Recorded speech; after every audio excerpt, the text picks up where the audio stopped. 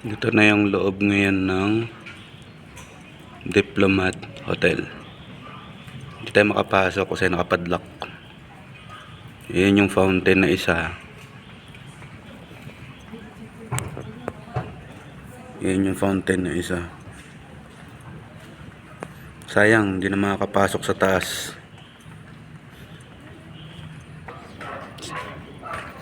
Kasi dati noon, nakapasok pa ako sa taas. Yan, hindi na. Sayang.